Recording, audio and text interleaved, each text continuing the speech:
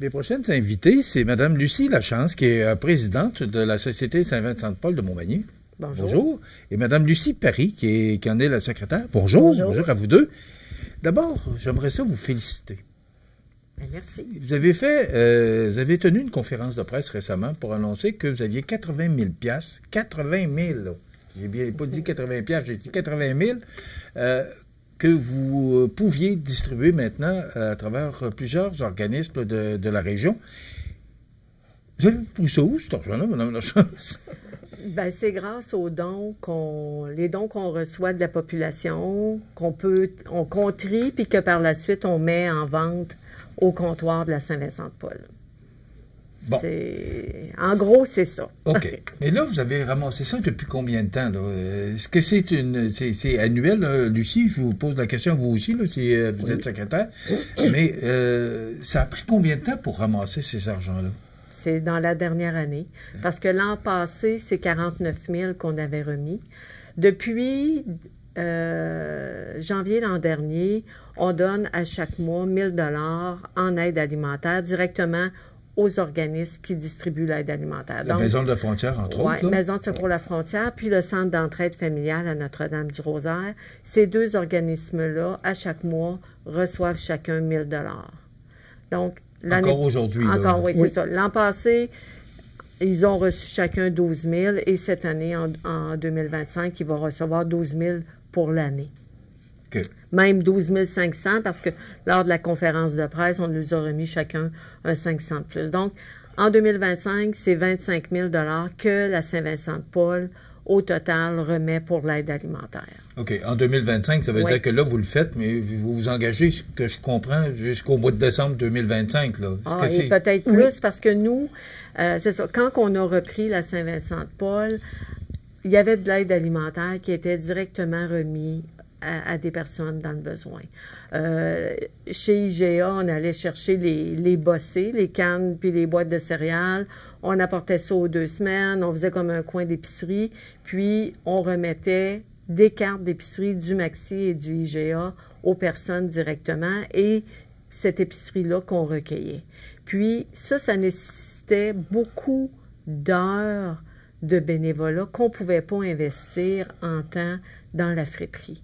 Puis vraiment, c'était très exigeant de faire ça. Donc là, à partir de janvier 2024, au lieu de remettre l'aide alimentaire directement aux gens, bien, on remet 1 000 $ par mois à chacun des deux organismes. Puis nous, ça nous libère du temps en tant que bénévole pour pouvoir travailler dans friperie. Donc, ce sont ces organismes-là, oui, Lucie? Oui. OK. Non, je suis parfaitement d'accord avec elle. Donc, ce sont eux qui vont chercher ou acheter chez IGA, chez Maxi, les produits dont ils ont besoin. C'est ça. Maintenant, vous avez choisi des organismes, vous avez remis 4 500 $ à chacun, à plusieurs organismes. À 11 organismes. Bon. Pourquoi avoir choisi ces organismes-là pour... Bien, c'est lors d'un déjeuner d'équipe en novembre, on a demandé aux bénévoles qui travaillent à la Saint-Vincent-de-Paul, c'était quoi leur coup de cœur, à quel organisme qu'ils voulaient donner. Donc, allez-y, on peut les nommer. Oui. L'année passée, on avait remis à 5 organismes qui sont encore là. Donc, la Maison d'Hélène, la résidence Marcel Mallette. C'est à Cap-Saint-Ignace, mais je dirais qu'il y a presque la moitié de l'équipe de bénévoles, comme Lucie, qui viennent du Cap. Donc, il y a un sentiment qui est là. L'année passée aussi, on avait donné au Havre des femmes, au Trait d'Union, puis à l'Arc-en-Ciel. Donc, ces 5 organismes-là, c'est la 2e année qu'ils reçoivent de l'aide de nous. Puis, ben, on avait plus de fonds cette année, donc on a demandé aux bénévoles, mais c'est quoi des organismes que vous voulez aider? Donc, le Relais, l'Ancre, le Groupe Alpha, Partage au masculin, Carrefour Jeunesse Emploi, puis la Fondation Marthe Laverdière. Il y a une de nos bénévoles qui vient de Saint-Raphaël, puis là, bon, elle cherchait quelqu'un plus de son coin. Région, c'est ça là. Puis là, c'est là que le nom de Mme Laverdière est apparu. Fait que c'est les bénévoles qui ont donné plus de 4200 heures de bénévolat cette année. C'est quand même quelque chose, là. On est parfois 15. Mais, parfois moins. Parfois moins. Donc, Oui, c'est les... On a demandé aux bénévoles, vu que c'est grâce à eux que tout cet argent-là a été ramassé Bon, vous ramassez cet argent-là en vendant des produits que vous recevez, puis vous les vendez pas cher. Là. C'est pas. Non, mais vous avez une activité au mois de novembre aussi, Lucie. Oui. Cette activité-là, parce que vous avez des étudiants, vous avez remis un chèque aussi, des étudiants qui sont venus vous aider au mois de novembre. Il se passe quoi cette journée-là? Cette journée-là, nous autres, on appelle ça vente de Noël, mais aussi de livres. Et le magasin aussi est ouvert, là. Le comptoir est ouvert. Donc, les jeunes viennent nous aider à préparer Noël et cette journée-là parce qu'on a beaucoup de monde. On ouvre à 10 heures le matin, puis il y a une grande file qui nous attend. Puis ils viennent voir, on a beaucoup de décorations de Noël. Donc, c'est à bon prix aussi. Et puis, les jeunes, comme il y a beaucoup de monde, puis on a comme 3 emplacements, les jeunes aident à diriger aussi les gens et à nous aider dans chacun des 3, là, des 3 endroits, là. Mais ça nous rapporte quand même assez. Hein? Oui, c'est ça, cette journée-là. La vente des livres, on en partage à moitié avec la fabrique. Fait qu'on est dans le local mais là, de en plus, là, vous avez donné 3 000 $ à la fabrique, à peu près, là, oui. La fabrique Saint-Mathieu, oui. Parce que ce sont eux qui sont vos locataires, oui. Ça, c'est en plus que vous avez acheté un défibrillateur pour avec l'église eux, Saint-Mathieu. Avec eux. Oui.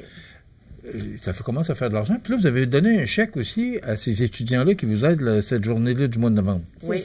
C'est ça. Exactement. 816, l'équipe de volleyball féminine, juvénile. C'est ça. S'ils ont une compétition quelque part, qu'ils doivent avoir un autobus, c'est pour eux autres. Ils sont venus nous donner un coup de main, on leur redonne. Comment vous faites? Parce que là, il y a la mode sans frontières aussi. Mais est-ce que vous êtes en compétition? Parce que les gens donnent aussi pour la Maison de la Frontière. Puis là, ce que je comprends, c'est que les gens vont donner à la Saint-Vincent-de-Paul aussi. Les gens de Montmagny sont généreux. Ça n'a pas de bon sens. C'est là que je voulais vous emmener. C'est que les gens sont d'une générosité pour que vous ayez... Ça vous prend des produits pour être capable de les revendre, puis d'aider ces communautés-là. Comment ça marche exactement?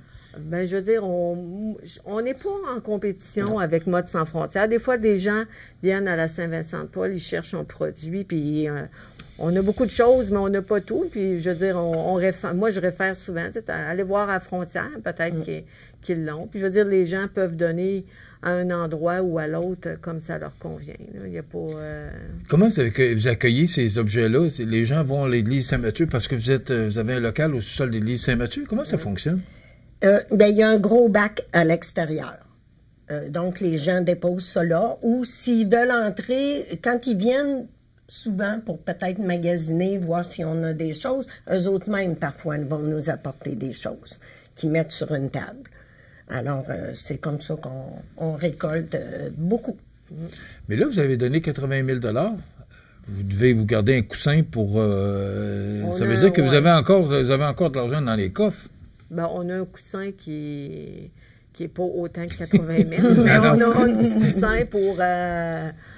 au cas qu'il y ait des... Mais c'est sûr que le loyer à la Saint-Vincent-de-Paul, c'est ça, on a quelques dépenses là, qui sont...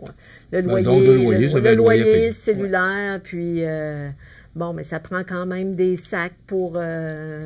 des sacs, du tape, de la fourniture de la machine. La carte. Oui, aussi. Là, c'est ça, on veut acquérir un terminal. Il y a le paiement direct qui est possible, mais là, c'est ça, là, ça fonctionne plus ou moins bien. Donc là, c'est ça, là, on regarde pour un terminal plus fiable, si on peut dire. Est-ce que les gens vont directement vous demander de l'aide? Ou comment ça fonctionne? C'était ça dans le temps, là? Est-ce que c'est encore pour ça? l'aide alimentaire, on réfère maintenant soit à la Maison de secours La Frontière ou au Centre d'entraide familiale, là, pour la partie du Sud. Mais si une personne vient qui est dans le besoin, qui n'a pas de vêtements, je veux dire, de l'aide directe, on l'offre plus avec les produits qu'on a en magasin. Mettons de la literie.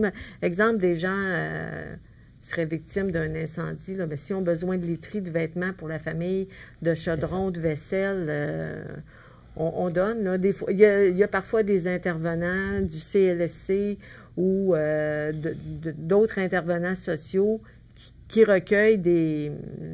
Dernièrement, il y avait une personne qui demeurait dans sa voiture, là.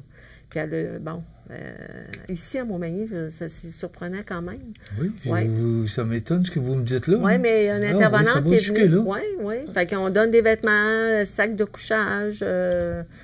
Donc, le don direct aux gens s'effectue plus maintenant avec le matériel qu'on reçoit. Puis l'argent, c'est sûr, on la distribue avec les organismes. Avec une pandémie, une situation économique difficile, est-ce qu'il y a plus de pauvreté qu'il y en avait? Ça fait quand même quelques années là, que vous êtes à la Saint-Vincent-de-Paul. Je pose des questions aux deux. Là. Mais c'est certain que je ne croyais pas, moi, qu'on pouvait voir un jeune homme dormir sur un banc, là, parce que c'était comme... Il a été éjecté de son loyer. Moi, je pensais pas qu'on pouvait voir ça ici à Montmagny, mais on l'a vu. Oui. Fait que oui, il y a plus de pauvreté, mais je veux dire, la Saint-Vincent-de-Paul, c'est pas juste pour... faut avoir le réflexe, c'est ce que j'essaie de développer. Avoir le réflexe, on va aller voir si ça y est à Saint-Vincent-de-Paul, parce que il faut... C'est pas juste d'aider les gens qui n'ont pas de... Je veux dire, tout le monde est bienvenu à la Saint-Vincent-de-Paul, là, des plus riches aux plus pauvres, là, parce qu'il faut vendre à des gens qui ont les moyens aussi.